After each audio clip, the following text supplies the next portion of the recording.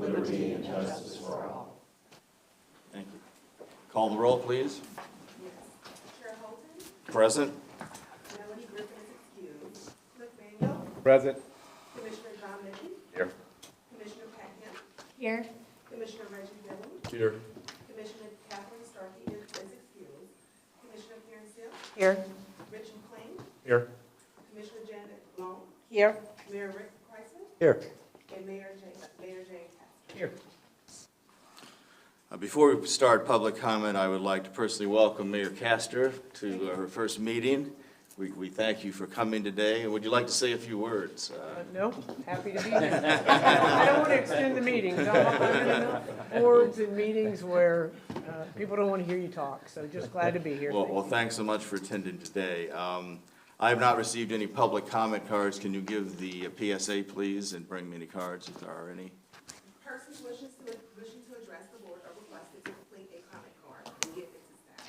Public comment will be limited to 3 minutes. The public comment period can be extended up to 30 minutes, and we do have one comment.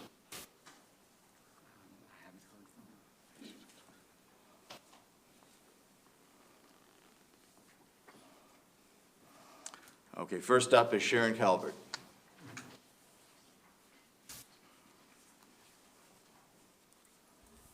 Good morning. I'm Sharon Calvert, and I reside in Tierra Verde and Pinellas County.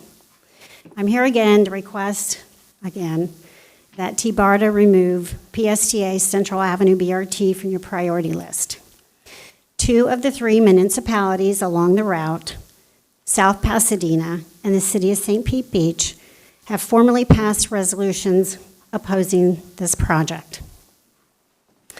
These are not special interest people that are opposing this. These are people who will be impacted by this project, who do not want a lane of vehicle traffic removed, and they don't want more big buses on narrow and congested Gulf Boulevard. I believe this project has become tainted, and I think you probably have read some of the media reporting about it. In addition, PSTA is using their reserves to keep operating, and this project will put them on the brink of insolvency. So I ask that TBARTA not ignore the growing opposition of the project or the declining financial position of PSTA or the taintedness that it's become, and I ask that you remove it from the TBARTA's priority list. Also, while TBARTA is pursuing a regional BRT that will run along I-275, the Hillsborough MPO is studying tearing down 10 miles of I-275 north of downtown. How can this be? How can tax dollars be spent going in 2 opposite directions? What I ask is that you please, this board, inform the state legislature, you're being funded by state funds, about this problem and this issue. And last, I oppose extending the state lobbyist contract for ASA Consulting and piggybacking off of RSA's lobbying contract with PSTA. There's rising concerns about using taxpayer dollars on lobbyists, and I just would ask that you please vote no. Thank you. Thank you for those comments. Anyone else wishing to make public comment? I don't have a card. If you do, please bring one up, and you can do it now. Okay, none being heard, I will close public comment. We next turn to discussion and action items. The chair recognizes Council Alan Zimmett. Mr. Chair, I think you missed the consent agenda item. Oh, I'm sorry, yeah, I did. The minutes, are there any changes or problems with the minutes? Move approval? Been a motion, a second, any discussion? All in favor signify by saying aye. Aye. Minutes approved. Thank you. Now, So at the August board meeting each year, pursuant to your bylaws, that is the time that you elect your board officers. You have 3 officers to elect this year: the chair, vice chair, and secretary treasurer. Chairman Holton was appointed initially by the governor to a 2-year term. His 2-year term expires this month, so you will be electing a chairperson. In the past, the procedure that's been followed is taking each officer one by one, accepting nominations from the floor, and then taking a vote on the nominations. With that, I would turn it back over to Chairman Holton to take nominations from the floor on the position of chair. Commissioner Long. Thank you, Mr. Chair. Colleagues, I would respectfully, Are we, you as a got to turn me system, on. There. my little screen isn't working. Yeah, Are you you, got to turn it on. But I've got the floor, so I'll just continue with what I wanted to say. Okay, I would like to suggest, and I don't know the legal right way to say this, Mr. Attorney, but I would like to suggest for consideration by the board that we adopt the same officers that we have had this past year, and I'd like to tell you why. The reason is we are going through enormous changes at TBARTA, and for the first time, we actually have a leader in Mr. David Green that actually understands the funding mechanisms both at the state and at the federal level. And you're going to be so pleased, I do believe, when you hear the budget and the finance report for this month. On top of that, we have our Vision 2030 plan that will be presented to us in September. And we also have our consumer assistance plan that is ready now to go to FDOT. So with those two things completed, the board will have an opportunity in September to weigh in and help develop the strategic plan for where we envision TBARTA to be in the next 5 years or so. That said, we also are about to have a change on our board with gubernatorial appointees that have yet to be confirmed. And I think we would be wise in terms of stabilizing and continuity, keeping our board the way it is for at least 1 more year while we go through these changes. And you are all aware, I do believe, that we did receive the $2.5 million from the Florida legislature, and I can't wait to get to finance. Thank you for your consideration. thank you, and that is a motion? It is a motion. Second. Do I have a second? Could you name the officers, please? Yes. Oh, That I would know you're be- chair. That would be Let's me go as chair, Cliff as vice chair, and Janet as treasurer, secretary treasurer, Just for the record. for the record. Thank you, Commissioner. It's been a motion, is there a second? Second. Call the roll, please. Jim Holton, Yes. Cliff Manuel, Yes. Commissioner John Minton, Yes. Commissioner Pat Kemp, Yes. Commissioner Reggie Bellamy, Yes. Commissioner Karen Castillo, Yes. Rich McLean, Yes. Commissioner Janet Long, Yes. Mayor Rick Kreisman, Yes. and Mayor Jane Castor. Yes. Everybody in favor, yes. Motion carries, thank you. All right. That was an easy process. Thank you, and thanks for all of your patience. Congratulations. Thank you. Our next item of business is the Policy Committee report. Melanie is absent today, so Cliff will give that report. Our policy committee met today. We did not have a quorum, but by consensus, we're recommending to the board that you consider today a benefits package that we're going to piggyback with PSTA. I would like David Green to go through some of those highlights that we went over today with y'all. The benefits package is designed to provide benefits at a higher level for our employees, similar to a larger organization.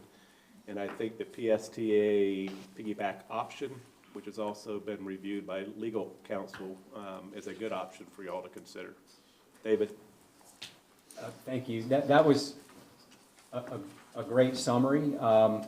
And this idea stemmed from the fact that as new employees are brought on board, we quickly realized that the cost of TBARTA's benefits package is higher than people are typically accustomed to, and the scope of our offerings is more limited to what we had access to in the past. So I suggested an idea to staff to come up with some ideas for expanding our benefit offerings while also reducing our premium costs. And we had a conversation with PSTA, who contacted their benefit providers and determined that, in fact, TBARTA employees could participate in the same plans that PSTA employees receive. The intergovernmental agreement that we currently have in place with PSTA doesn't cover such an arrangement, so council drafted up the new interlocal agreement, which is included in your board package, which would in fact allow us to participate in the plan. So we offer that for your consideration today, and staff recommends that you approve this interlocal agreement. And the policy committee did by consensus agree. Move approval of the policy agreement report and action item. There's been a motion, a second. Any further discussions? All in favor signify by saying aye. Aye. Any opposed? Ayes have it. Motion carries. Thank you. Cliff, anything further in the policy committee? Nope, that's good, Mr. Chair. Thank you for that report. Mr. Chair, there are two items from the Yeah, policy committee. committee, ones that hang Okay, from. so there is from an, the last This is- meeting. okay, This is the leftover item from last month's board meeting, which was the committee member attendance policy, which the board requested we bring back with some revisions from a month ago, and I'll turn it over to council. okay, council. So just so we're clear, the last motion was just to approve the interlocal agreement. Right. with PSTA. This item is also an action item under the policy committee report. This policy committee had discussed some months back about adopting a rule that would address attendance of board members at committee meetings. So we have made the changes that were requested by the board at the last meeting. And what you have before you is approval of the second amendment to the amended bylaws. The amendment would provide that if a member cannot make a committee meeting, he should advise PSTA, TBARTA staff 7 days ahead of the meeting. Alternates will be appointed by the committee chair, by the chair of the committee. By the chair to the committee. If a committee member then is unable to attend, it would be the committee member's responsibility to contact the alternate to see if they could attend the meeting. And he or she should endeavor to do that at least 7 days prior to the meeting. If the alternate appears at the meeting, the member's absence will be considered excused. Otherwise, it'll be up to the committee whether to excuse the absence of the member. Attendance by phone will be considered to be, will not be considered an unexcused absence. You'll be considered as attending the meeting. If a member has 3 unexcused absences to a committee meeting in any 12-month period, they would be removed from that committee. So what you have then again is before you is a vote to adopt the second amendment to the amended bylaws to adopt the rule addressing attendance at committee meetings. Are there any questions for council? I have a question just from well, two. One would be, one is because we have gubernatorial appointees, is it legal for us to? So you're only removing them from the chair, from the committee, not from the board. So since the chair appoints the members to the committees, we can have a rule that removes people from the committees, but it's not a removal from the board. Okay, But good question, and we did have that discussion with the policy committee that we could not adopt a rule that would remove members from the board appointed by their agencies. and then the committee member, are they able to suggest an alternate to the board chair? Or how will that person be picked? Yeah, you're always able to recommend an alternate. The alternate will be another board member. All right, thanks. Thank you. Any other questions? If not, I'll entertain a motion to approve this recommended change. Move approval of the recommended amendment to our. Second. It's been a motion, a second. Any further discussion? All in favor signify by saying aye. Aye. Aye. Any opposed? The ayes have it. Motion approved. Now we're officially through the policy. All right, all right, good. All right, next, the chair recognizes Commissioner Long for the Finance Committee report. Okay, so keep in mind that this Finance Committee report is as of July 31st. So as to our profit and loss statement, the year-to-date, there is a $58,000 deficit, which is being driven by grant revenues, which are under budget because the related project expenses are under budget. The grant revenue budget also assumed that the RTDP grant would reimburse for all related costs. As you may recall from our last meeting, the grant is $1 million, and TBARTA has to pay $200,000 in salaries and fringes in local funds for the project that we were not aware of. TBARTA has paid salary and fringes out of local funds approximately $45,000 related to the RTDP that was budgeted as grant revenue.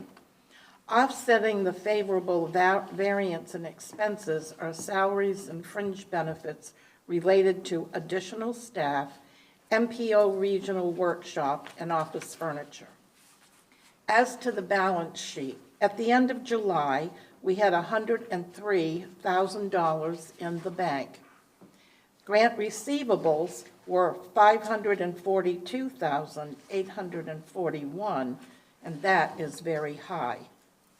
FDOT has undergone an audit of a recently closed TBARTA grant, and as a result has raised the bar for improving the documentation needed. TBARTA is in the process of working with FDOT to determine what is needed to avoid delays and reimbursements and to be compliant with all new documentation enhancements. As a result of working through the process to get reimbursement from FDOT, the liabilities are also high at $485,000. At least the anticipated reimbursements are greater than what is owed. The budget draft for FY 2020, a reference point is the budget for FY 2019, which was $2.7 million. The budget for FY 2020 is $7.5 million. Completion of the RTDP is $538,000. The PD&E for the BRT is $2.7 million. Mobility and technology studies are $1 million, and that's from our new legislative grant. The increasing van pool program is going from 150 to 220 by the end of FY 2020. Included in the operating budget compared to where we are now is $27,000 in staff training, which will help the team learn FTA requirements and maintain professional certifications. Additional position for procurement and grants to assist in becoming independently technically ready to become an FTA grantee is in the projections. There's an average of a 3% increase in salaries, the employee benefits package that we spoke about, the full year impact of our state and federal advocacy teams, and moving costs for TBARTA headquarters and increased rent based on a commercial realtor assessment of the area. I'd like to ask Debbie Leos to come forward and further explain our Easter egg basket, which is our budget for next year. And at the end of her report, members, I would like to propose 4 recommendations for your consideration for an official vote. Thank you. Thank you for that great report, and I'd also like to thank the Finance Committee and especially Chair Long for her excellent service and dedication to the finances of this organization. We could not have gotten to where we are without her and her team's support, and thank you for all the hard work you do. Chair recognizes Debbie Leos. Thank you, Chair Holton. We had a good meeting this morning talking about the draft budget, and as we go over the next few weeks, we'll be refining this even further. What we do is we prepare, pursuant to GFOA practices, a nice budget book, which you will be getting next month. that's not as exciting as what I affectionately call my Easter egg sheet. This is really a worksheet for all the TBARTA staff, and it's a great visual for the board members to look at. What this does is it takes a look at all the revenues that we will be getting in to be used during the course of the year and how they'll be allocated to the expenses. It's broken out by FTA funds, by state funds, by money that we get from the Hillsborough County MPO, and of course your partner contributions. One of our goals in putting together the budget is, of course, to make sure that it is supportive of the mission of TBARTA. The budget, in fact, does support that. Your main contributor of funding is FDOT. About 90% of your budget is related to FDOT grants. Those grants in large part go to your commuter assistance program, and specifically the van pool program. And the van pool program is very important to TBARTA. It's really like a great foundation because it helps to bring in additional funds. The more you grow that, the more the FTA funds will come in to TBARTA. What's key to our funding source for the commuter assistance program from FDOT is that we spend the majority of our money that we get in the grants on the program itself. Over the course of the years with TBARTA, there's been a shift, we're moving towards a shift where previously it was either 50-50 or less than 50% of the money coming in on grants went to the actual program, and most of it went to salaries, fringes, and administrative costs. This budget reflects 70% of the money that FDOT is so generously awarding to us is going to the program. So we are definitely headed in the right direction, because that makes it a wise investment for FDOT to continue to provide us funding. In here we have, as Commissioner Long mentioned, we have funding in here for the programs that now is moving us forward in a new direction. Funding not only for our preliminary design and environmental for the BRT, but we have the innovative projects that will be for the mobility technologies that are out there. So we are definitely going in a new direction. It is a new day. We're very proud, actually, with the revenues that are coming in and what is going out, that we will have, at the end of the day, we're anticipating $182,000, I will call it surplus, that will go into an operating reserve. Now, that might sound like a lot of money, but it equates to about 8 or 9 days of operations for TBARTA, so it's not all that significant. And our goal is to continue to grow that in the coming years to the point where we have 2 months of operating reserves. It's a good fiscal responsibility point. So this is yours to look through. Please feel free to call myself, to call David, and ask questions as we go over the next couple weeks. And you'll be getting a nice budget book as well at the next presentation. Are there any questions? Questions for Debbie? Would you mind, Cliff? Hit your button. thank you. Would you mind sending to the entire board the summary sheet that you had talked to us about in the finance committee? They have it now. Everybody has it? Everybody's Yes. got it? Oh, you brought it with you? Thank you. Remember we asked Yeah, that? I didn't see it earlier. I see it now. Yeah, that's the Thank you. point. Thank you. You're welcome. We're good. Commissioner Seal? Yes, I'm curious about two things that was made in the cover sheet. One is why I proposed increase in salaries of a maximum of 5%. I know in Pinellas County, we're only doing 3%. Madam Chair, Commissioner, that has been revised to 3%. Okay. Which I alluded to. Oh, I guess I only, okay. I apologize. We didn't have time to change it between the finance committee meeting and down here. And where is TBARTA moving? We don't know, that's the whole point. Okay. Our lease is up in June. June. And we are alerting you to the fact that there are dollars in here to cover the lease should we not find a suitable new place. Thank you. You're welcome. Other questions? Commissioner Kemp. Commissioner Kemp? Thank you. So the partner contributions on here, and thanks for having this all out, but the partner contributions by those are Hillsborough and Pasco, the Right, all the Pinellas local, counties. all the local counties. And is almost all of that spent on lobbyists? No, a good portion of that is being spent as the matching portion to the RTDP grant. That's the reason essentially for the increase, is to match the RTDP grant. But here in the column, under professional services, if you go from lobbyists at 156,000, that entire part is put in partner contributions for 156,000. That is correct. No grant will pay for any advocacy program. Okay, so 156,000 that's coming And- from the counties is put into Correct. the lobbyists. That is Okay. correct. Okay, thanks. Thank you. Other questions?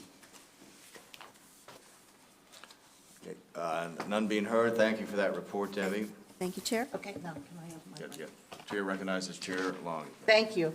I would like to make 3 recommendations for your consideration that we take a vote on today. And as I told you when I gave my summary, the issues that we are attempting to address and will address are better communication strategies with FDOT so that they are aware ahead of time before we embark on programming or any hiring of employees. Secondly, the delivery of the Consumer Assistance Plan to FDOT for their review and sign off on, as well as presentation to us here at the board of the Vision 2030 strategic plan for TBARTA, which will entail all of us having an opportunity to weigh into it about how we envision the future of TBARTA. And lastly, that we impose a hiring freeze on TBARTA until all of our reimbursements and invoices with FDOT have been reconciled. And I ask for a motion to that effect. I'm so moved. Thank you. Second? It's been a motion, second? Second. It's been a motion, a second. Any discussion? All in favor signify by saying aye. Aye. Any opposed? The ayes have it, motion carries. Thank you. Thank you, Commissioner. Anything else in finance we No. need to review? That said, we'll move on, and the chair again recognizes, the chair will recognize Al Burns for the state lobbying.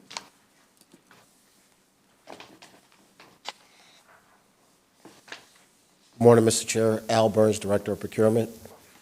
This morning, I bring before you an action item to recommend the governing board award another one-year agreement to RSA Consulting Group, LLC.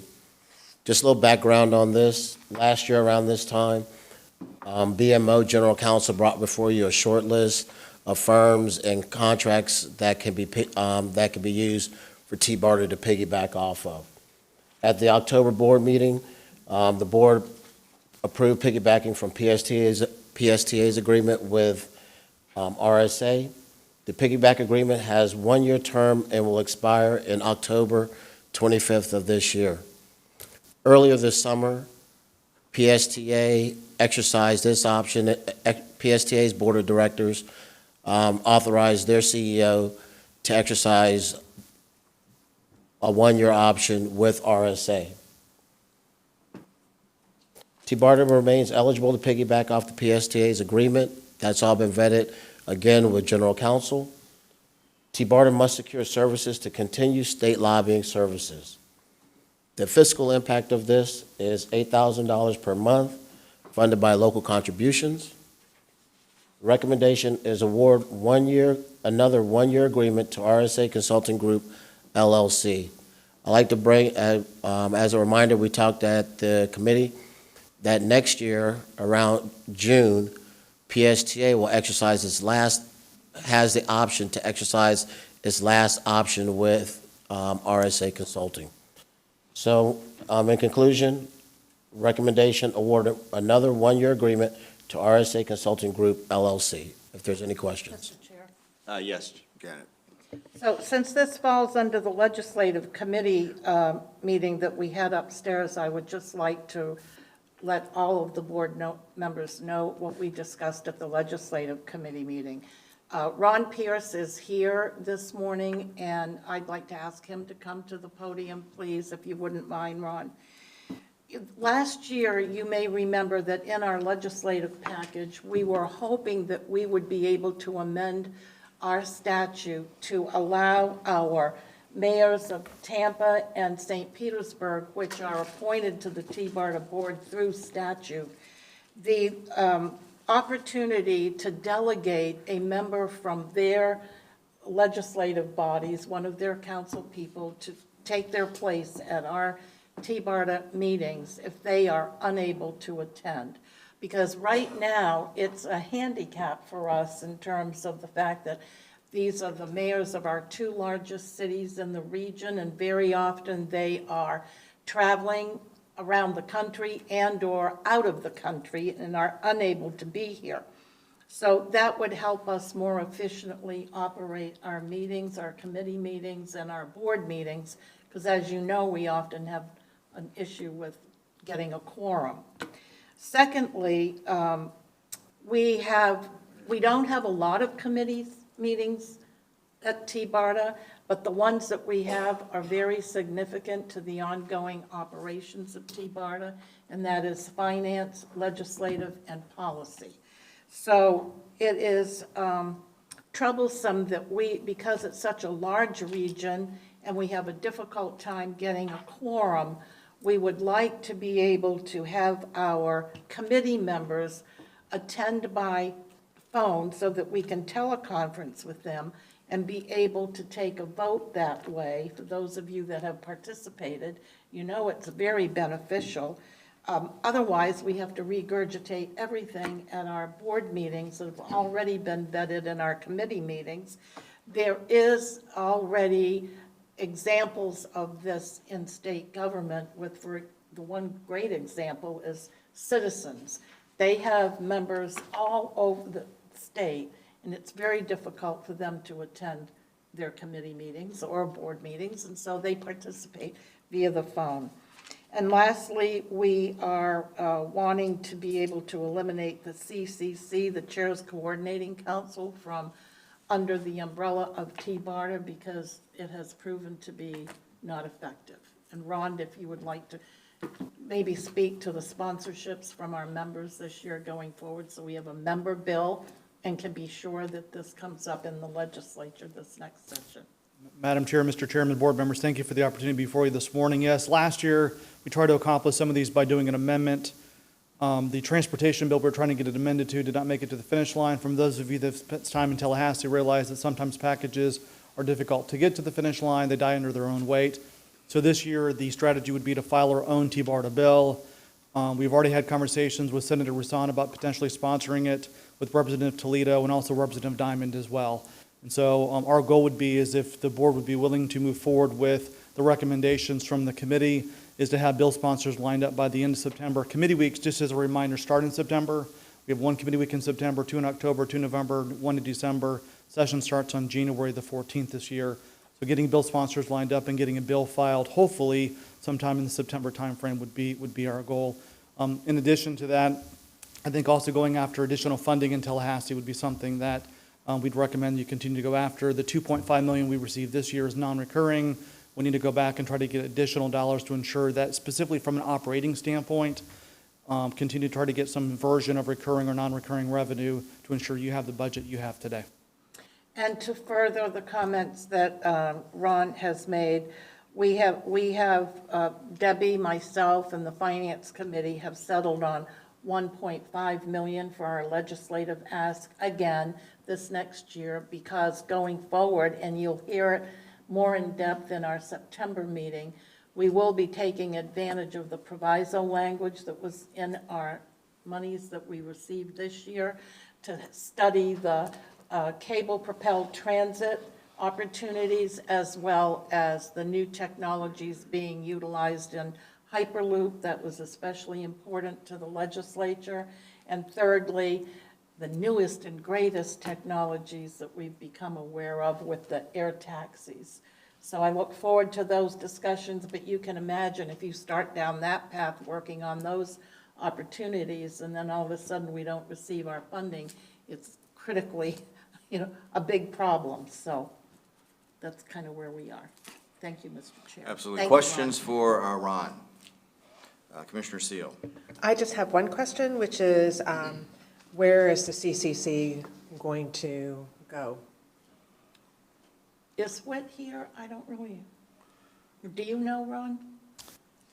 I do not.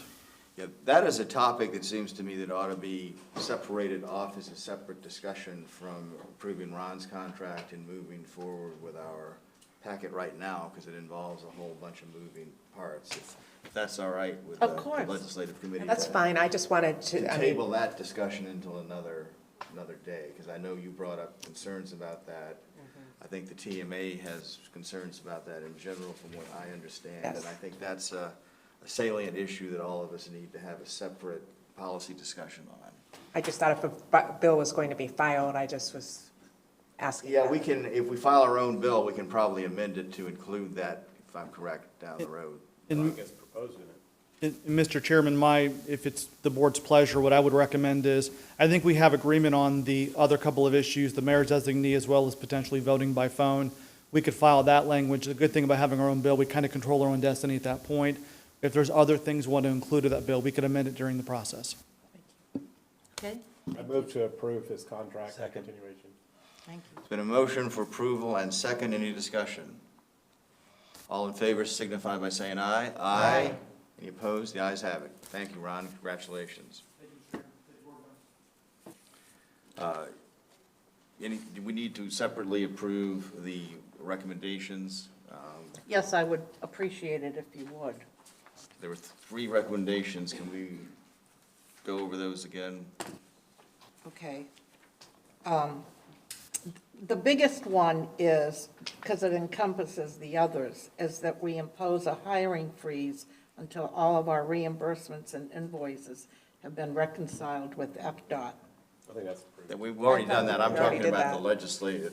Oh. Have we already approved the legislation in terms of the, Oh, so what do you want now? no, the legislative ask that. Oh, that the mayors be allowed to have a delegate, number one, that we allow for teleconferencing and voting in our committee meetings. Not the board meetings, but the committee meetings. And that we'll address the CCC issue after we find the answer to Commissioner Seal's concern. Ron, comments on Yeah, that? and then, Mr. Chairman, the one thing I would add is the board actually approved those 2 items last year. We've already worked with general counsel on specific language. That would be, if that language is prepared to be filed, we can hold on the CCC until a later Got date. it. Well, that's kind of the clarification then, so that's fine. Council, do we need to, if we're taking out the CCC language now, do we need a motion to that effect since that was included? Yes. Then I move that we take out the elimination of the CCC from under TBARTA and focus for right now on the mayor's delegates and being able to vote by telephone. And the funding. And the what? Funding. Oh, and the $1.5 million appropriation request for funding. That's a Second. motion. Okay. Thank you. All right, there's been a motion and a second. Any discussion? All in favor signify by saying aye. Aye. Any opposed? Motion carries. Thank you, Mr. Chairman. Board members, thank you. Appreciate the opportunity to work with you once again. Thank you. Okay, moving on, there has not been is there a Citizens Advisory Committee report? Bill, is Bill here? No, Bill's not here, Bill's out of town. Okay, Karen Mullins, CAC. you were recognized. Thank you. Good morning, Mr. Chair, board members. The Citizens Advisory Committee met on August 21st here at PSTA, and we had no quorum. There were no formal actions to consider. We received an update on SunTrack's project from the Florida Turnpike Enterprise. Our committee is recommending that the TBARTA board recommend that transit technologies be an integral part of the SunTracks and incorporate the transit first mile and last mile conditions. Also, we reviewed the Institute for Transportation Development and Policy's 2016 BRT standard scores. This was created as a way to protecting the BRT brand and offering recognition to high-quality BRT corridors around the world. There are bronze, silver, and gold standards. The CIC's recommendation is to shoot for the gold standards with cost feasibility trade-offs. We also received an update on our Catalyst BRT and PD&E project. Our group discussed the effectiveness of our input into the TBARTA board and have scheduled this subject for our October meeting. Our next meeting will be October 16th at the American Consulting Professionals in Wesley Chapel. Thank you, Chair. Thank you very Any much. questions? Thank you so much for that report. There was no Transit Management Committee report, so they did not have a meeting, so they will not be giving a report today.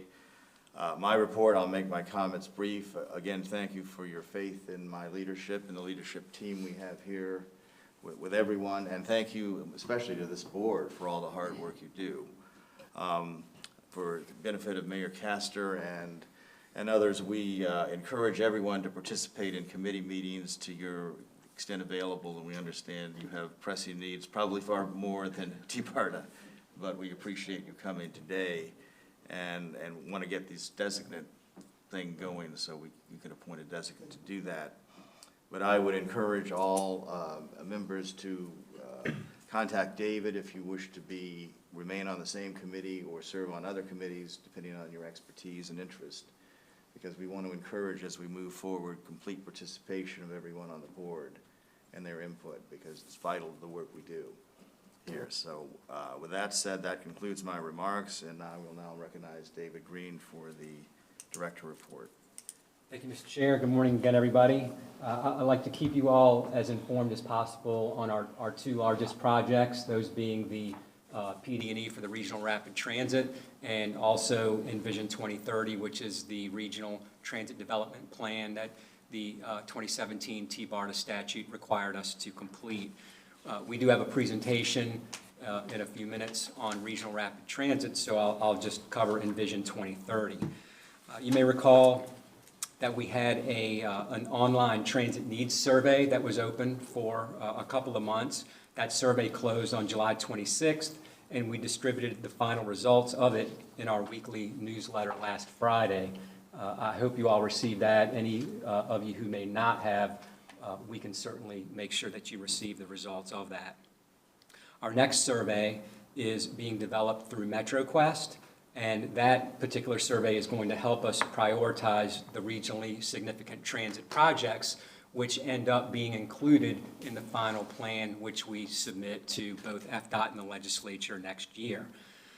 We plan to complete the survey, development of the survey within the coming weeks, and then we'll actually launch that and make it available to everyone by October the 1st. We've also been updating what is called Tech Memo 2, and this is the research that was conducted on the peer regional agency assessment and regional trends of fixed route transit performance of the 5 transit operators in the TBARTA region. That information is going to be presented to the board next month during the September board meeting. The information of note, as Commissioner Long alluded to a little while ago, is the information on the regional peer assessment. You may recall TDPs require peer analyses. Typically, when an individual transit operator conducts an analysis, it's of another transit operator. In our case, our research looked at successful regional transit authorities across the country.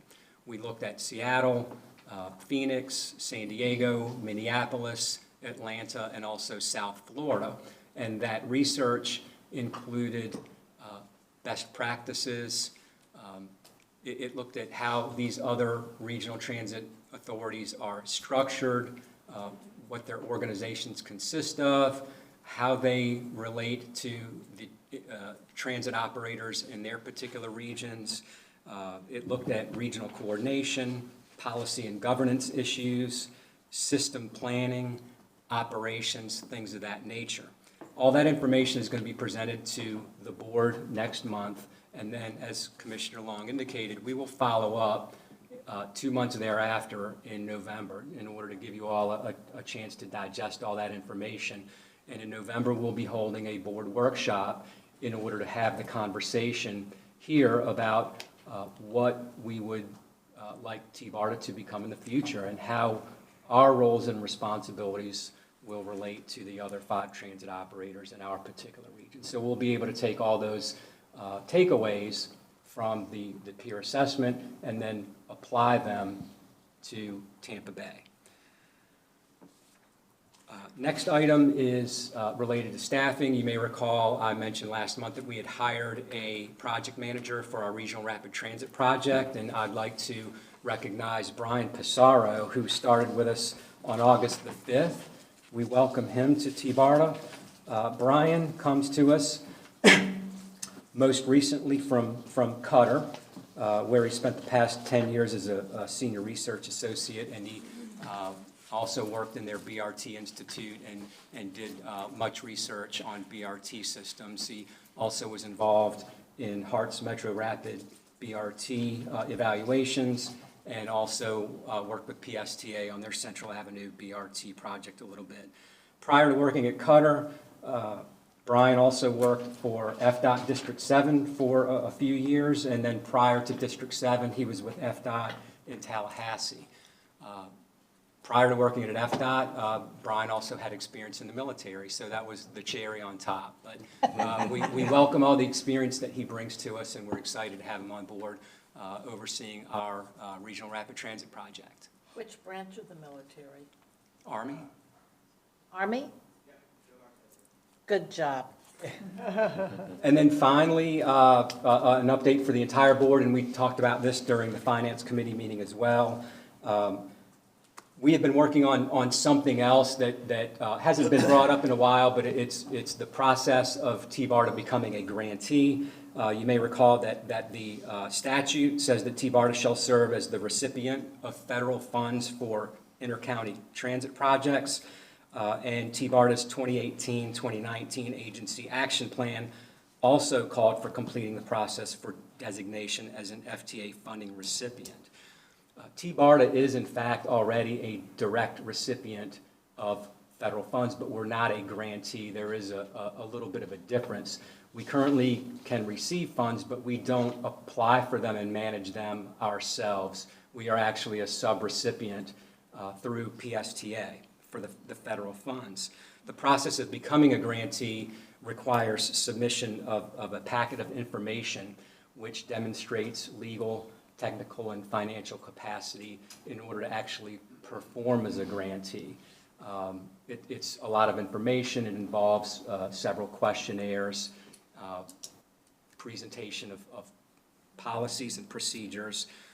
Some of that information was already started a year ago, but we have to update it because we're obviously in a different situation today than we were back then. So we're updating some of that old information, and we're actually creating new information which hadn't been started yet at that time.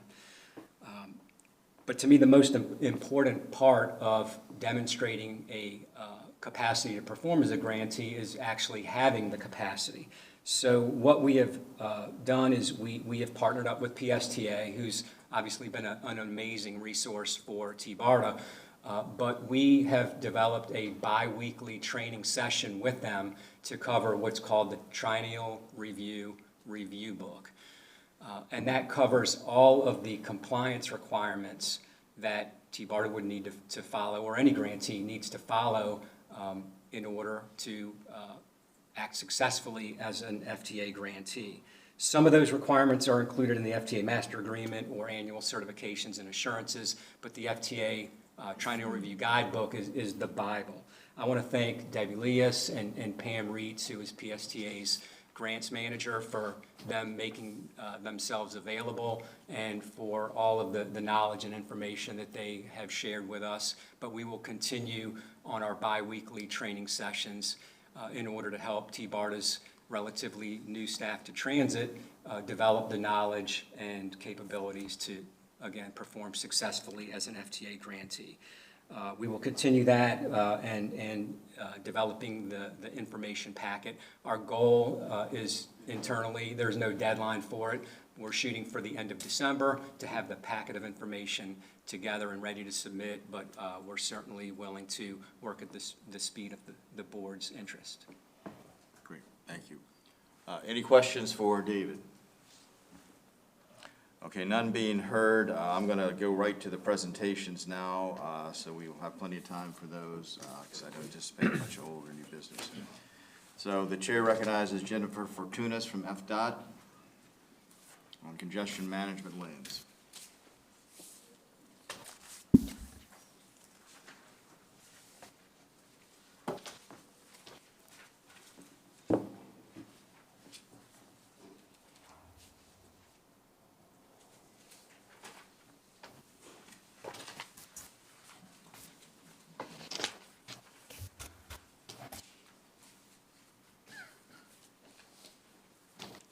Good morning, I'm Jennifer Fortunas. I am the State Managed Lanes Engineer for the department.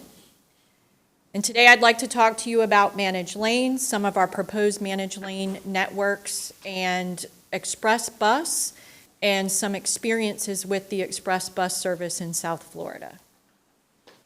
So currently we are developing a FDOT managed lanes manual, and we're addressing managed lanes in general. So our policy is when adding capacity to a limited access facility on the state highway system, we must evaluate alternatives that include managed lanes. And managed lanes are defined as a transportation systems management and operation, or TSM&O, solution for highway facilities or sets of lanes where operational strategies are proactively implemented and managed in response to changing conditions to provide congestion relief. Express lanes are not the only type of managed lane. Managed lanes can be implemented using any combination of vehicle eligibility, access and separation type, or tolling. Vehicle eligibility would specify the type of vehicle either permitted or prohibited from using the lanes. This element can be applied continuously, time of day, or seasonally. Separation and access control define the number and spacing of entry and exit points along the facility, the separation type between the managed lane and the general use or general toll lane, and then the geometric placement of those managed lanes to optimize traffic flow. And then tolling uses a toll amount to maintain a performance threshold to provide a more reliable trip. These strategies can be combined and customized to achieve specific goals for a facility and selected based on various factors such as mobility, travel time reliability, safety, enforcement, and environment. It's important to focus on the right solution for the corridor in that particular region. So managed lanes that include tolling either immediately or in the future are express lanes. Tolling, again, is used to maintain a performance threshold to promote free flow travel, and in this instance, we're defining the free flow travel as conditions where it's unimpeded and can travel at least 45 miles per hour in the express lanes. There's three types of tolling strategies. There's the static, which is just a static amount.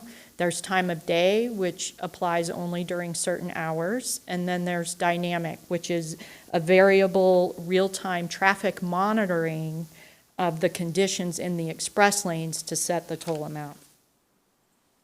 So I'm going to highlight some of our proposed networks. In Florida, we're rapidly expanding the use of managed lanes. Currently in operation, we have 80 centerline miles of express lanes. And we have another 100 centerline miles under construction. And looking a little further out, we have over 500 centerline miles of managed lanes in some form of development, including over 300 miles in the PD&E phase. On the left of this slide, you'll see a map of the future network of West Central Florida stretching from Naples north to north of Tampa, what it might look like one day. Currently, There are a lot of projects in PD&E in the Tampa area, as well as the I-75 stretching all the way down to Naples. There's one express lane facility currently in operation. It's along the Turnpike, Veterans Express. It's currently operating at just a general toll, so no additional toll, until the operational improvements at the State Road 60 interchange are complete. Central Florida on the right has many projects under development as well that will complement the I-4 Ultimate, which is currently under construction. Looking to the northeast, the Jacksonville area has a number of projects also in the works. Currently in operation is the 295 West, goes from I-95 to the Buckman Bridge, and they are operating with a time of day toll during the peak periods. Additionally, it's interesting to note for this region that when they looked at their transit plan, they decided to focus on the arterials as opposed to the interstates, so currently there's not an express bus service proposed for their express lanes. In Southeast Florida, they continue to expand their managed lane projects to provide congestion relief, and I'll talk a little more about their express bus service in Broward and Miami-Dade counties. So the policy for buses, currently all buses, including transit, school, and over-the-road buses, are permitted to use the managed lanes. Properly registered buses and van pools are exempt from paying the toll in express lanes on non-turnpike facilities, and on turnpike facilities, they just pay the general toll. Information on how to register can be found at our website, floridaexpresslanes.com. Express lanes are meant as a congestion management tool. The costs associated with operating and maintaining those express lanes include ITS device maintenance, replacement, resurfacing, and rehabilitation, which all get paid for before we get to the excess revenue on the bottom. So what exactly is Express Bus? Express Bus is a fixed route regional transit that operates during typically the peak hours. It carries a high number of passengers between the major origins and destinations, and it runs in the express lanes. It usually connects major origins and destinations by using park and ride lots or high-density employment areas.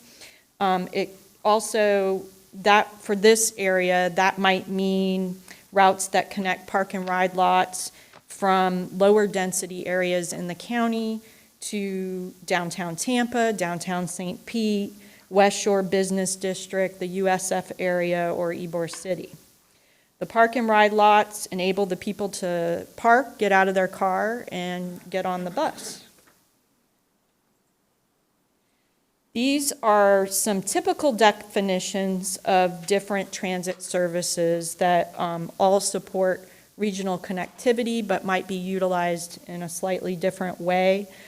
So the express bus, obviously, it's operating in the express lanes with other traffic. Then there's the bus rapid transit, which is operated in a dedicated right-of-way or busway.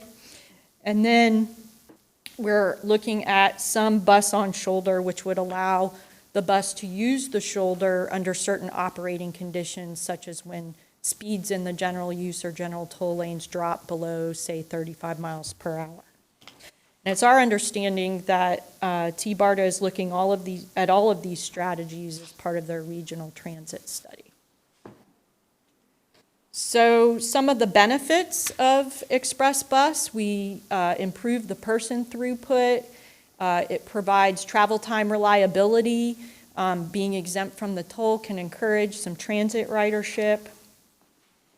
And while we're looking at planning these facilities, we need to understand where the markets are for the initial route planning, decide on the transit providers, and to look at some general guidelines such as what your demand is in the peak hour and looking at if half of your route runs in the express lanes.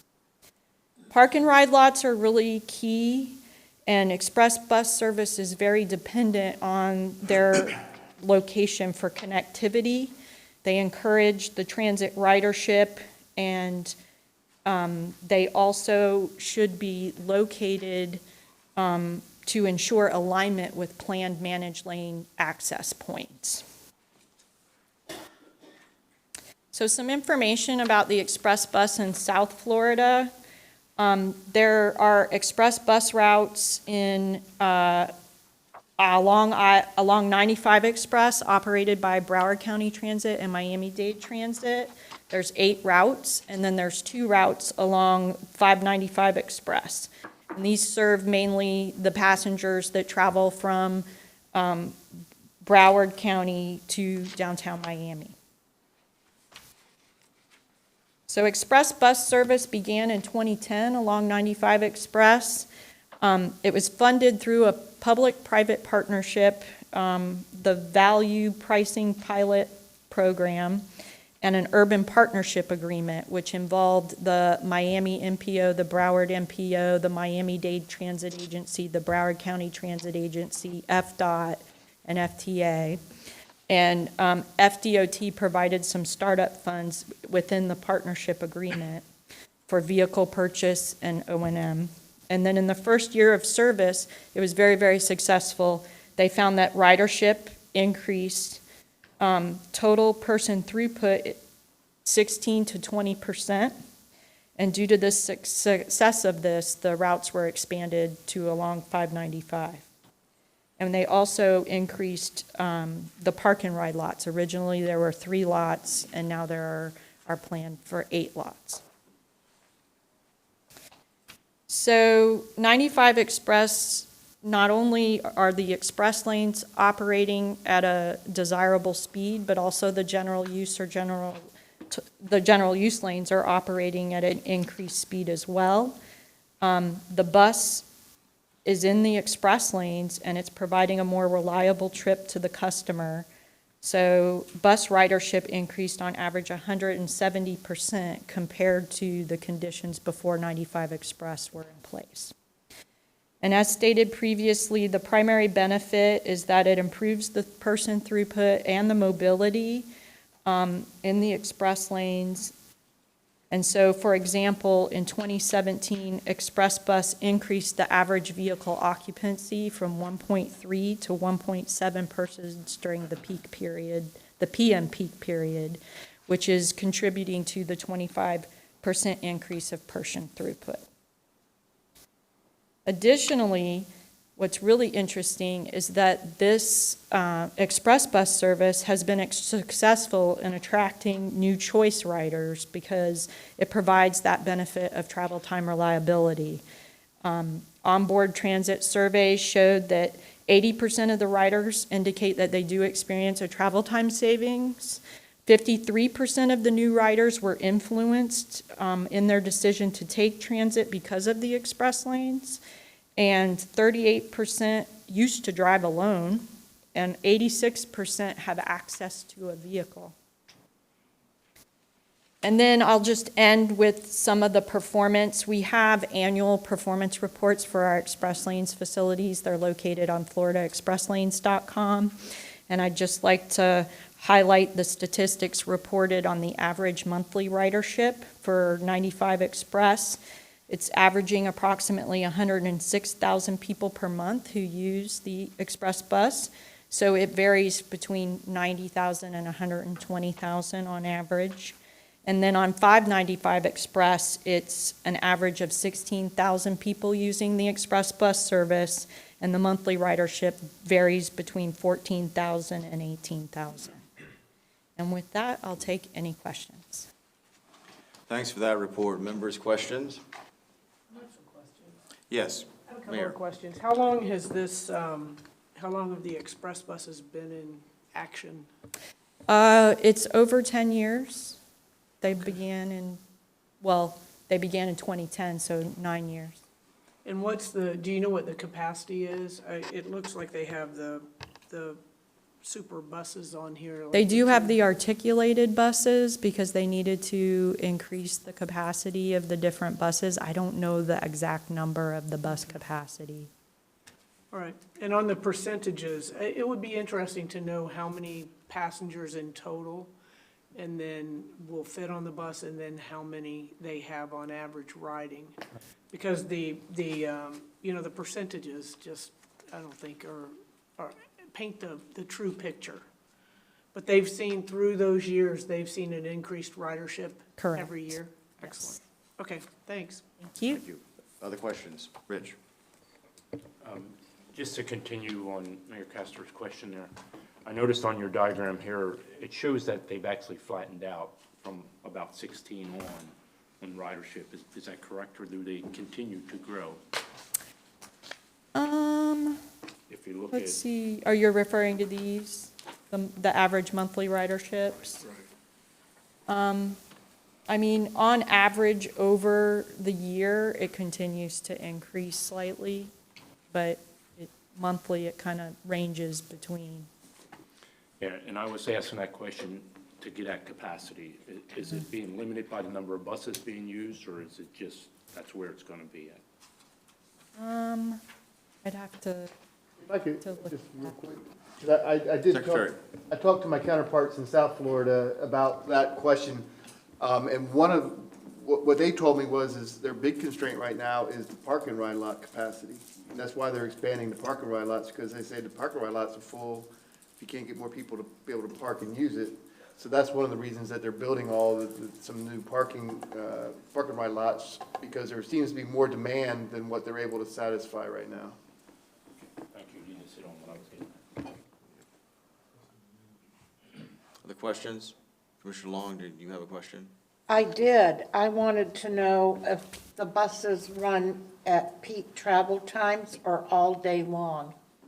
I believe they only run at peak. Peak travel Yeah, times, for like the going to work express and bus coming service, back? So it's purely a commuter service. Thank you. Yeah.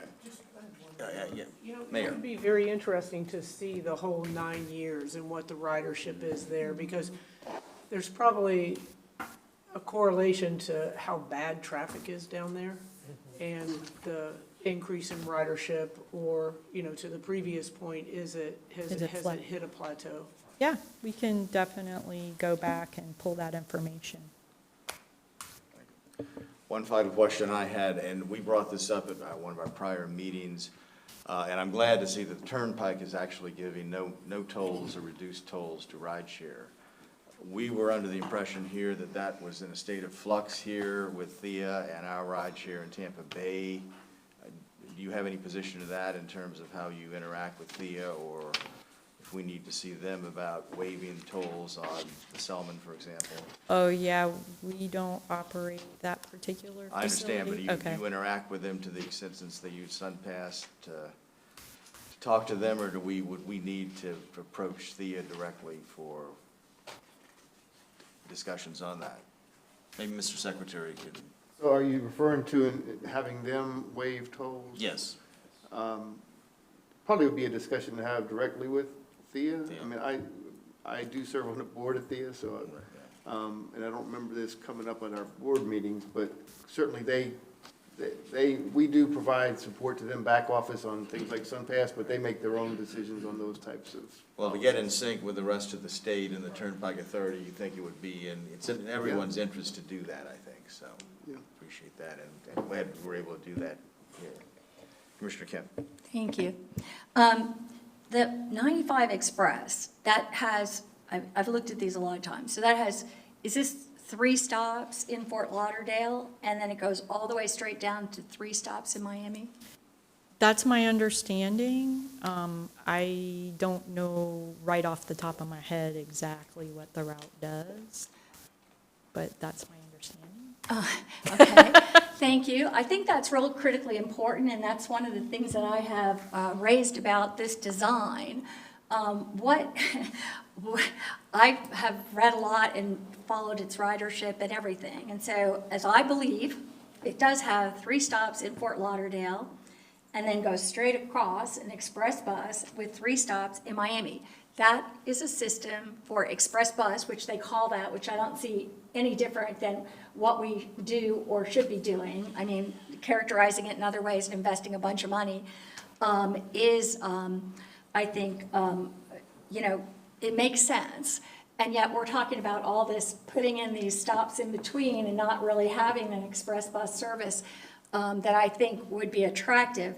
You don't do any of this on the weekends, correct? Correct. Okay, or not in the evenings? In the PM peak, but not during the Right. weekend. And what about during the day, during the middays? It slows down a lot. You don't have that Yeah, it's service. primarily just for the commuter, and it does have limited stops to provide the major origin destination. Right, because it just makes sense. When you go on a highway, you don't want to stop a lot, then you slow it down. So the system, I think, that we've seen keep being brought forward here is nothing like this, which I think is a system that makes sense, unlike the proposed whatever that we have. The other thing is, you're saying with 3 stops in Miami and 3 stops in Fort Lauderdale in the city, that somehow park and rides are limiting it because 80% of people that go to transit walk, and I'm just thinking, I wouldn't want park and rides in the middle of my cities. Park and rides seem to me to make more sense out in a more suburban area. I just want to May- provide a may, quick please comment. response to your comment. I want you to take a look at it. We're not talking about one single route here. When we talk about the express route, various routes utilize the express lane for it. So when you look at the whole system, you're not looking at just going from Fort Lauderdale to Miami. You're talking about different route feeding into the express lane. They take advantage of the express lane facility. So you may have a route going from Palmetto down to Miami. You may have something going from, Pine Boulevard, if you can see on this map, go to the local and jump on the express lane. So it's a whole system. So it's not really just one system, just like what we're talking about here for the TBARTA system. We're not just talking about one line going from downtown St. Pete to West East Chapel. We're talking about different routes that can take advantage of express lane, dedicated bus lane, or bus and shoulder. So these numbers that you put here, because it says 95 express, as if it's a single route that is going from Fort Lauderdale to Miami, this is what it says here, 95 express monthly ridership. Is that a cumulative of all your express buses? So that is not just a ridership for 95, the one that is from Fort Lauderdale to Miami. This is a cumulative of like 6 different express routes? Of the express routes, there's 8 routes that use 95 express. Okay. Added. And this would be for, roughly, we're talking for like 20 days a month, I guess, and breaking it down, because I like to see daily ridership, but as usual, per commuter bus systems, if you compare them to your local routes that HART or PSTA serve, despite the fact that our service isn't very robust or, frequent, or it doesn't get people to a lot of places, but our local routes are already serving, our biggest local routes are already serving much higher numbers than this, if you break it down. And the other thing that you see is our commuter routes are always lower, and I imagine if this was broken down and you could actually reflect what it serves, and compare it locally, you would see our local routes are much more robust and serve many, many more people. And I just think that that's really important. Also, how much do you charge for this service? I believe it's just the regular bus fare. Yeah, I The believe bus it should- doesn't have to pay the toll to use the express lanes. No, I know, but for individuals who board it. Oh, I don't know what the Yeah, we can fare definitely is. check on that, and I don't Yeah. think they charge a much higher fare than the nominal fare. Another comment I would like to make is, look at those numbers. They're peak hour ridership, and congestion occur during peak hours. They don't occur throughout all day. You think about, you're kicking those 160-some thousand people a month off the road during peak hours. That's a lot. You look at our interstate, it's all congested. You take those 160 1,000 people off the road. That's pretty significant. I just want to make that point. Thank you. If I could just add two things real quick. Secretary. Possible. One, because I think it is about 5,000 to 6,000 a day is what the numbers are, which I think is about the same as Sunrail gets right now. So it is a lot of people being moved. But the point that Ming was making, I think, goes back to one of the first slides you saw, which was a change in our policy regarding managed lanes. There was a time a few years ago where the decision was made that any new capacity on the interstate system would be managed toll lanes. The decision has been made now that we can take those managed lanes and use them for things other than a toll lane and other than a dynamically priced lane if it's the right application. That could be that some of them are going to be just managed and be free, for instance, and could be just longer distance travel in some areas. It could be that it's going to be used for HOVs as we get technology that allows us. They already can have registered carpools in there. So the point is, I guess, is that once you build a managed lane, it doesn't mean it's going to serve that same exact dynamic purpose forever. We'll have the ability to adjust how we use that managed lane, but the ultimate goal is to try to create, we know we're not going to build our way out of the complete congestion, but to build a reliable travel time corridor within that congested environment, and transit would be a big benefit, we get a big benefit from that. The express buses use the managed lanes, but so does Broward County Transit for local routes, so does Miami-Dade County for local routes, so they can get in that free flow corridor if they find it makes sense for those local routes, the same as they can for the express routes. So there's a lot of benefit to it. Yes. Can I just, because we kind of mushed the congestion pricing and the managed lanes all together with the whole express bus, and didn't separate them out. But in terms of the managed lanes and congestion pricing, I know that for a time it was dynamic pricing where according to the number of cars that went on a lane, and to keep the lane limited access, so you wouldn't fill it up, that you would price to accommodate that. I know in Virginia, the lanes there, which are about 10 miles long, are averaging for the 10 miles about $34 a ride now, from what I've read, in the morning and in the evening.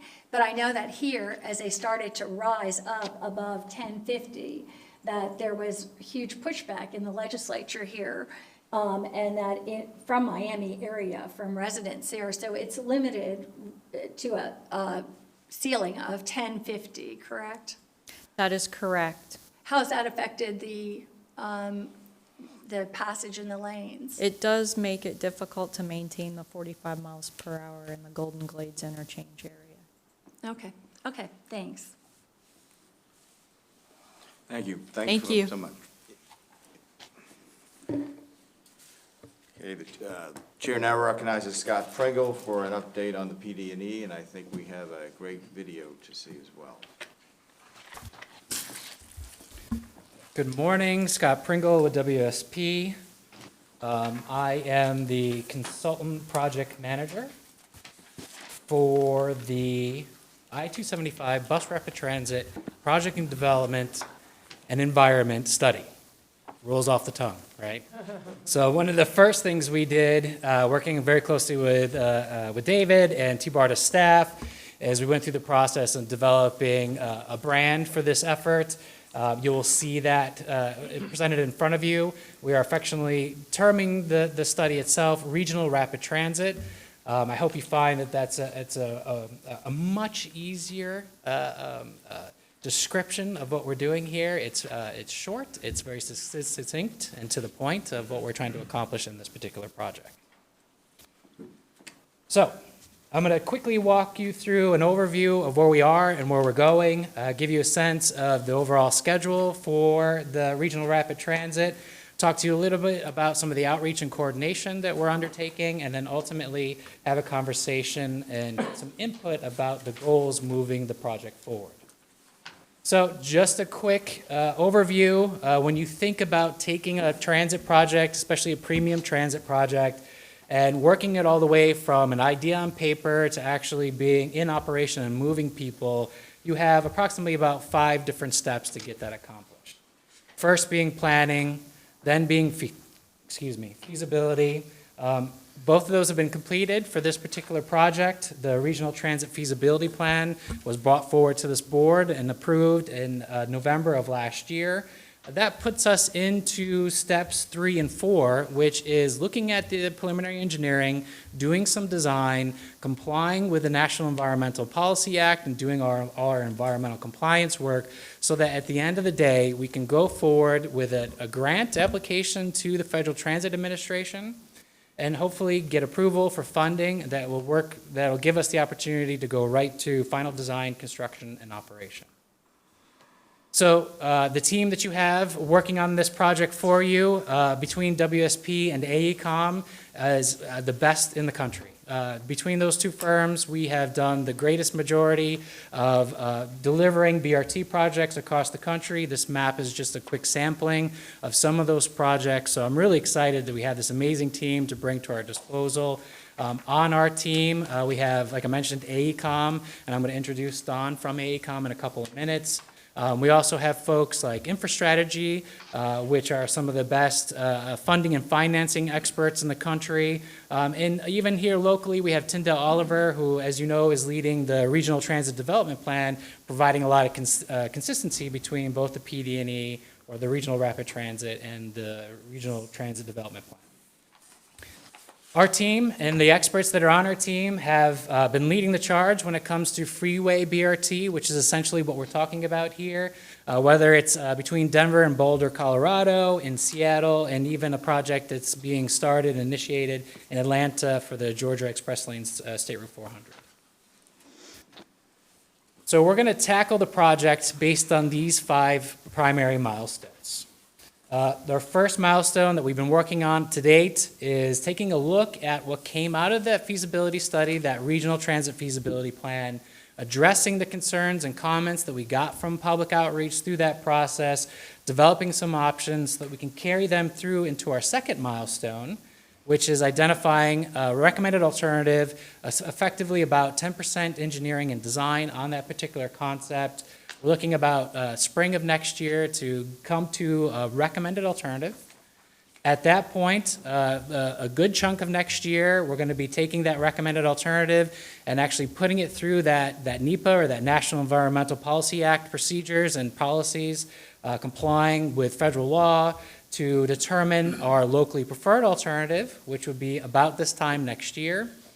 From there, we're going to take that project concept, put it through 30% design, leaving us at about spring of 2021. Ultimately, like I mentioned before, with the goal of having an application to FTA to approve funding to move the project into final design and construction. Now, we have a 3-year contract. We're looking to get the effort done in about 28 months, and that allows for plenty of time for a public conversation. However, if there are points along the way where we need to slow down and make sure that we have a robust community and public outreach dialogue, we can most certainly do that, and we have the opportunity to do that in our schedule. So as we stand here today, your team has been working very hard. TBARTA has been working, and staff has been working very hard. We've had 2 executive team meetings, which includes FDOT and the 3 transit agencies that are part of this project. We've had a kickoff with a business working group, which includes business partners as well as chambers across the region. We've also had our kickoff with what we're calling our station working group, which includes the MPOs as well as land use agency staff from the 3-county area. And they're going to really be helping us with that station conversation, where it is, what do they look like, how does it fit into the community. We're doing a lot of data collection, including we've completed a full drone survey of the corridor. We've begun evaluating those stations and having that dialogue. Like I said, we had that kickoff with that station working group, starting that conversation about the 21 stations. Do we need all 21? Is it something less? And where are they? We're also developing our public involvement plan, our project management plans, and we've initiated our purpose and need effort and identifying purpose and need for the purposes of NEPA. Today, I'd like to talk to you, I mentioned the introduction, we're going to talk a little bit about goals, October, we'd like to come back to the board and provide an update on some of the feedback we're getting in regards to the station areas. And then ultimately in November, as we start to wind down that first milestone, talk about how do we make some of those connections between those individual station areas. So we've been working very closely with Mr. Jadek, the TBARTA Communications Director. We're anticipating effectively a soft launch on the public outreach September 1st. That'll include a project-specific website, which you see here, which is branded to match exactly with TBARTA's overall website update, so the user will have a very seamless experience between both the project website and the general TBARTA website. Lots of opportunities for people to sign up and get involved in the project as a whole. And one of the things that we're doing is, as part of our tools of public outreach, is developing videos that we can easily share with our partners, whether it's an agency committee or a particular neighborhood association, to give updates on the project and to hopefully get folks excited and get the awareness out there about the project so people can get involved, sign up, and provide and participate. I do have our first video, which will be part of that soft launch that we're looking at in the September 1st timeline. Let me see if I can get that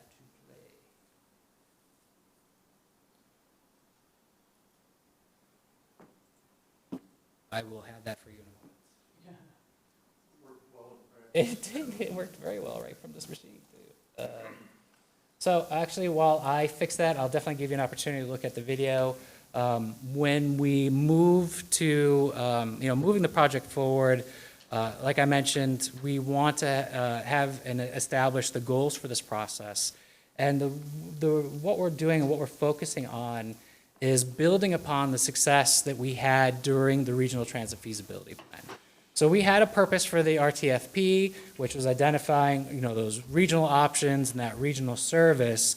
And if you remember back some of those goals for identifying that project that gave us the corridor, that gave us the mode, was a project or a goal that serves the region, was top performing, and the first of many. Well, we accomplished those goals in establishing that catalyst that we're moving into the project development process. But as we get into this greater level of detail, what we're doing is specifically digging into that first goal, serves the region. Well, what exactly does that mean? So as we go through the engineering phase and we start looking at the environmental work, it's really important for us to really understand exactly what our objectives are in relation to serving the region. So with that, I'm going to introduce Mr. Uretovac from AECOM. Don is a nationally recognized BRT expert, and I'll actually have him give you a little bit of his background and his history, and he's going to talk about some of those goals as we move forward. Okay. Thanks, Scott. Morning, Mr. Chairman, members of the board.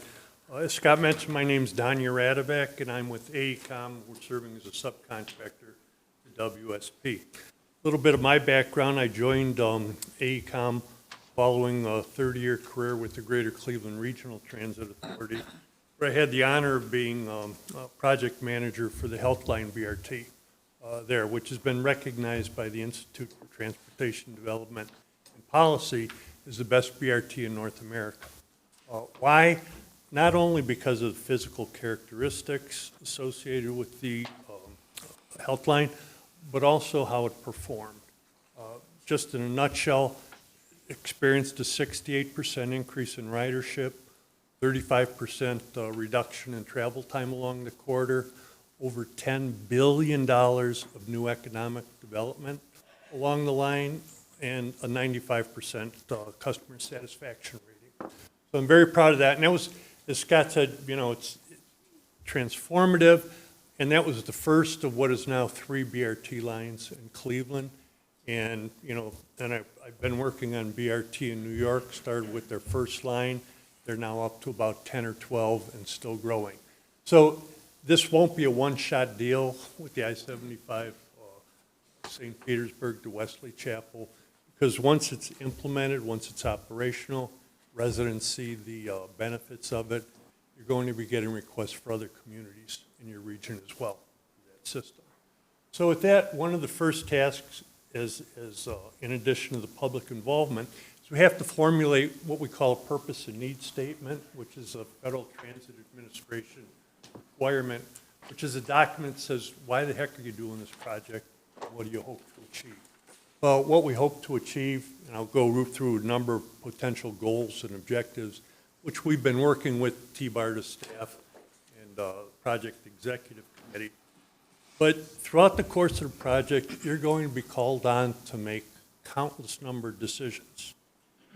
They all have to be defensible.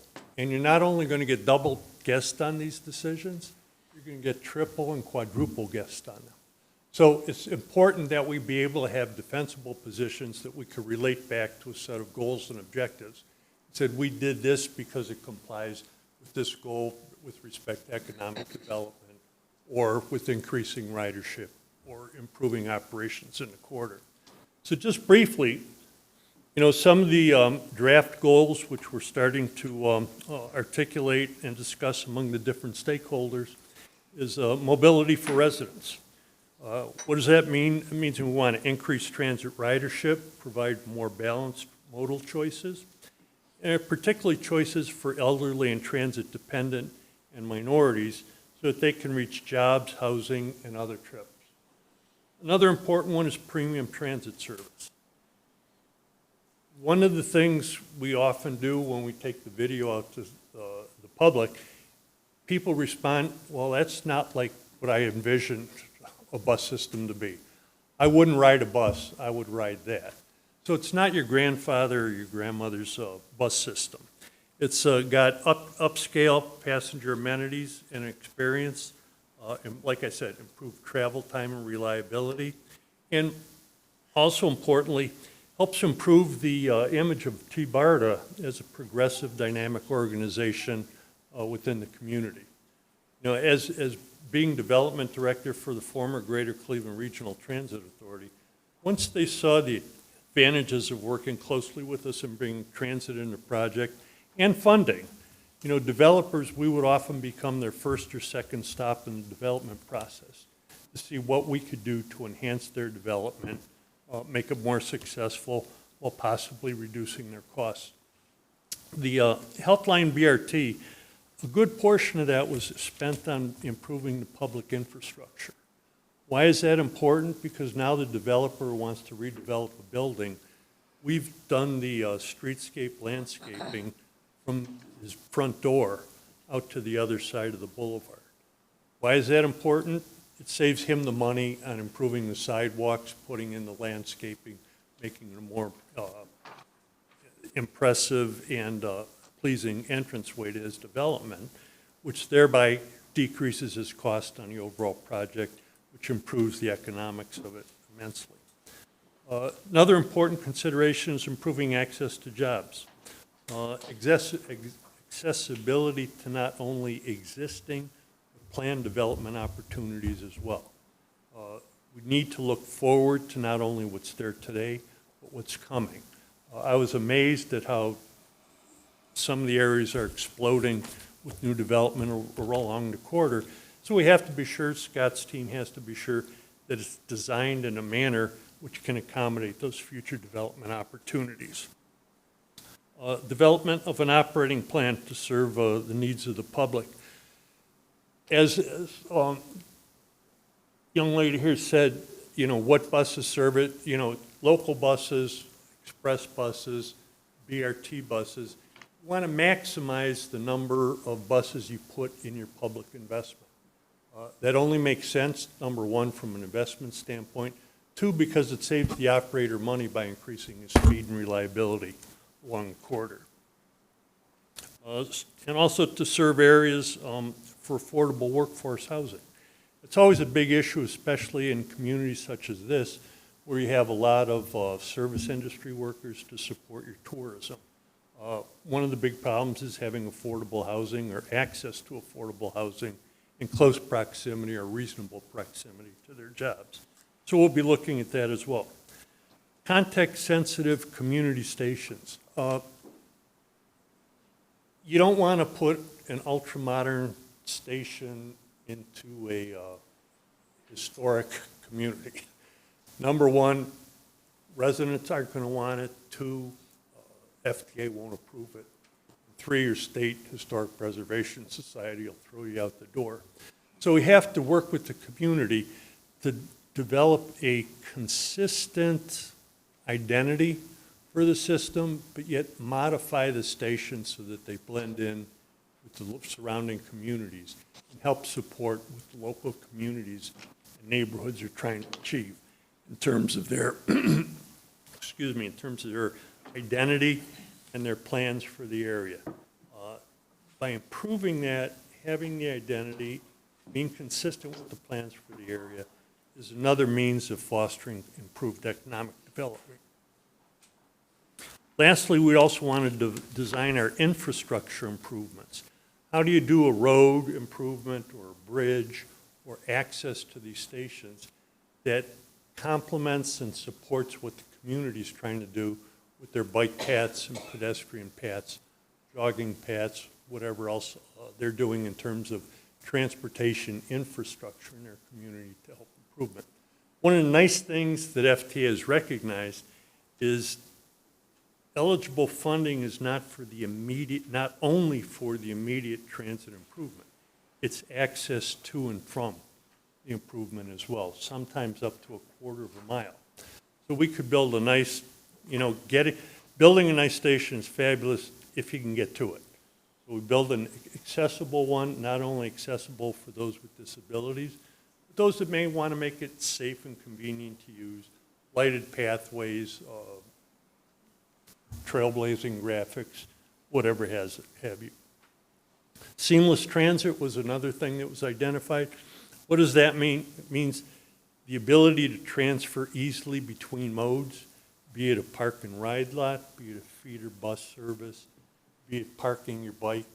You don't want to have to drive your bike to a station, park it a mile away at a bike rack. It's got to be in close proximity so you can make that transfer as easily and seamlessly as possible.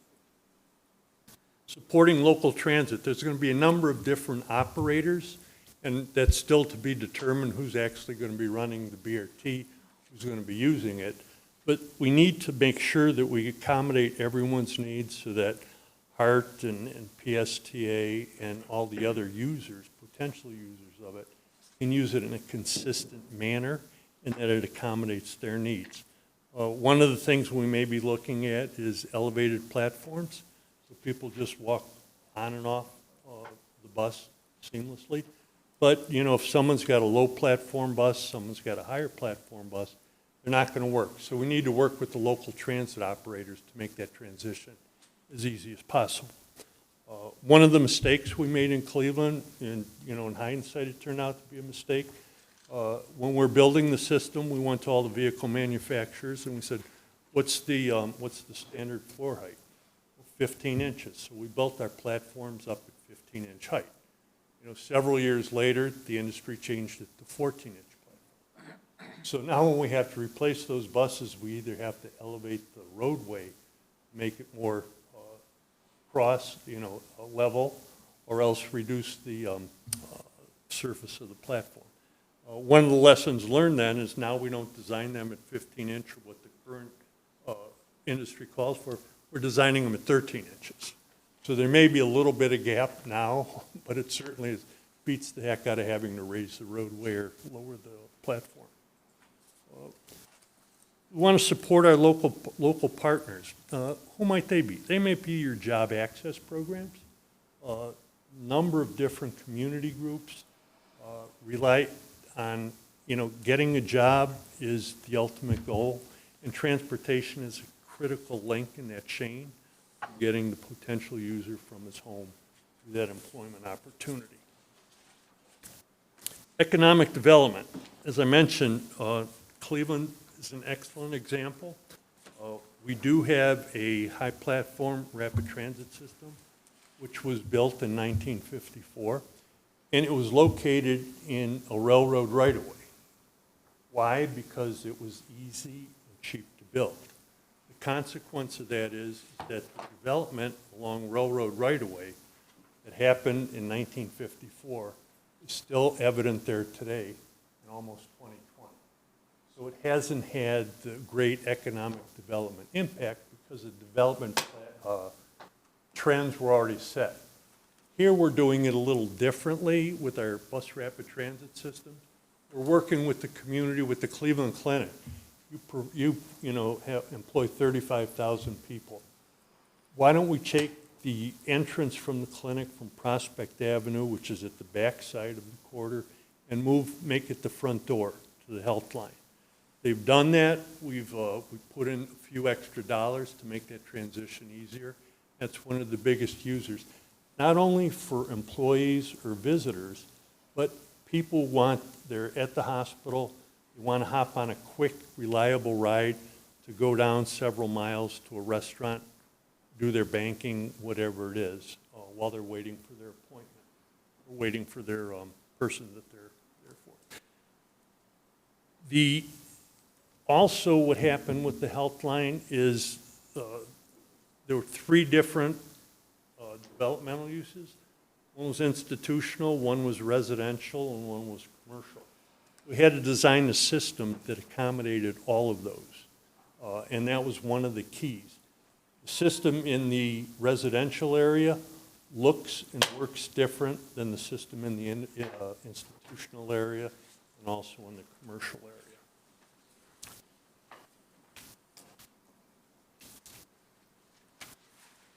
And I said there was a need, and it was expressed earlier by one of the committee members about the need for all-day commuter service.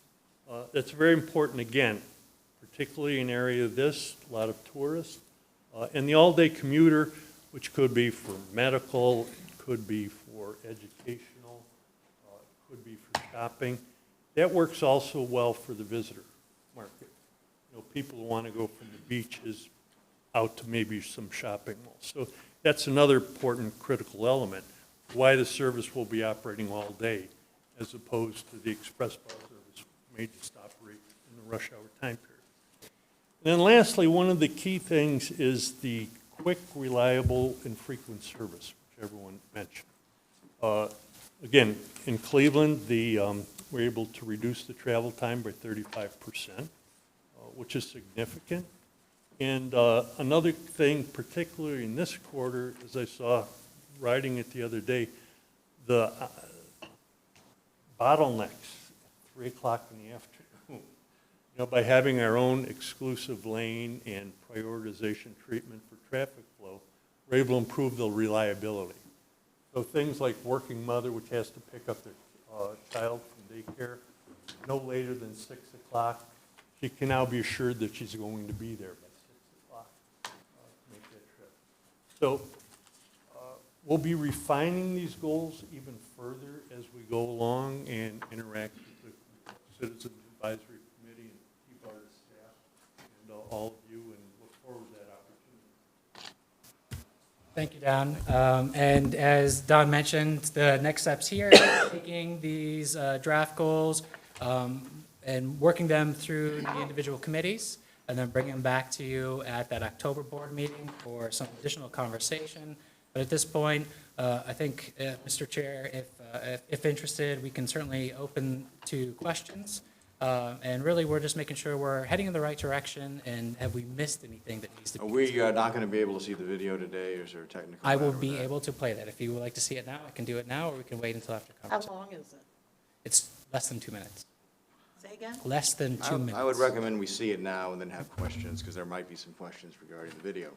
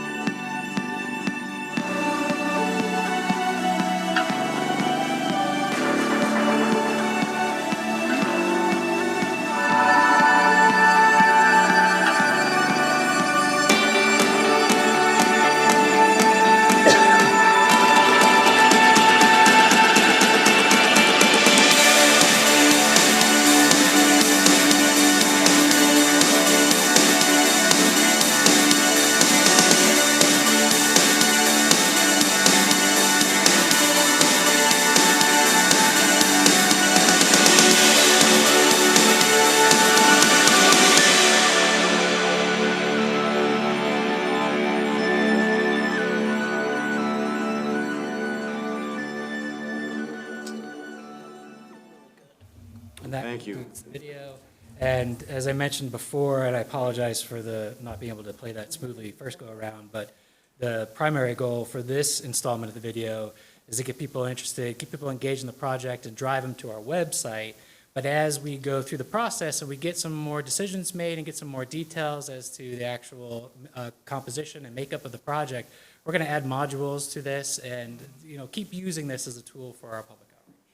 So with that, Mr. Chair, I'll take it. Yeah, I think that's an excellent, in my opinion, very excellent movie and presentation there, and hopefully we can potentially refine that and get that playing in loops around the Tampa Bay area, maybe at the airport as you come in, St. Petersburg, you know, places of interest in museums and so forth, because it gets the buzz going. So I think it's a great first step. Members' questions? Commissioner. Thank you. When you were speaking, you only referred to one BRT system, which is a true gold BRT system, well, the best in the country in terms of being recognized as such, the Health Line in Cleveland. But the Health Line in Cleveland is through downtown at arterial level, correct? Okay, so, and then two of the pictures up there that you showed on the video too are arterial level BRTs. When you first put this presentation together, you did have the kind of whatever, I mean, it keeps being called BRT no matter what, but, and, you know, even the first thing I looked up when I looked up the Denver Flatiron Flyer was a critique about the fact that it wasn't BRT. And hasn't been considered that, but I think express buses are fine, and that we should just start them now, and, you know, just start doing it, if this is the desire. But I just, do you see any distinction? I do not distinguish between arterial level BRT and on the expressway, whatever system you're calling this. In terms of, I mean, to me, it's like comparing apples and oranges. But are you maintaining kind of like whatever the Health Line, it would be similar to this? There's three different types of BRT. One, which is the Cleveland one, which is a replacement BRT. In other words, there were local services running on the arterial that was replaced by a BRT. In New York City, we do allow what we call overlay, where they maintain the local service and we put the BRT on top of it. Third one is new, which will be this one. It'll be like our US 36 BRT in Colorado, and San Diego, Minneapolis are running on the shoulders. So they're different in where they run. They pretty much operate the same. What we try to do is make it look like a rail experience, where you have a dedicated station, you pay your fare before you get on the bus. There's real-time transit information, and all the other amenities you associate with the train station. So in that regard, whether it's running in the middle of the road, on the side of the freeway, or the middle of the freeway, that's all the same. The stop distances tend to get longer on the freeways, which is fine because, you know, when you start putting them on the freeways, now you've got an access to the station. So now we want to space them out further and have people parking in ride lots is a good example, where they can come, you can space the stations further. Or if you've got neighborhoods along the way, development opportunity, high activity centers, or major station locations. So the operating concept is pretty much the same. Physical environment obviously is much different. I mean, basically, in summary, you know, the principles stay the same: bus, rapid transit. And the way you make that bus rapid is by investing in the infrastructure to allow it to be rapid. So there are there are differences between something that's operating at street level versus the highway. But ultimately, at the end of the day, the principles are the same: investing in the infrastructure to make sure that that service is quick and reliable. I think it would be valuable for me and the community to have more explicit comparisons, like the express bus in Miami today, which I thought was not really, didn't have the depth that I would appreciate in terms of understanding how it operates and how it would be valuable to this community. When I look at the Denver Flatiron Flyer, which we didn't get any information about, even though it was pictured up here, I mean, they said in 2016, before they started the service, it was an express bus service, and it was getting 14,000 people a day. And then they said that they really didn't do much, but add up, put nicer buses on it. They didn't do onboarding. That's some of the critique. There's some other, but, to not have some apple to apple and education about this and an understanding about what the multimodal centers that are referred to, which are actually parking garages by all accounts, I just think it is not, it doesn't give us a valuable idea of what is in the works here or what its possibilities are. Well, Commissioner, we can certainly do that, and obviously, as we continue to vet out the purpose and goals for this project, we're going to have that conversation. So as we've discussed, we can bring some of that information back to you. Thank you. Members, other questions? None being heard, thanks so much for that presentation. Look forward to continuing to work with you. Final order of business is old or new business. Is there any? None being heard, I will accept a motion to adjourn. Move to adjourn. Section adjourned. You will that gap most of this. Yeah. No question who's in charge. I like that. Great job on the finance.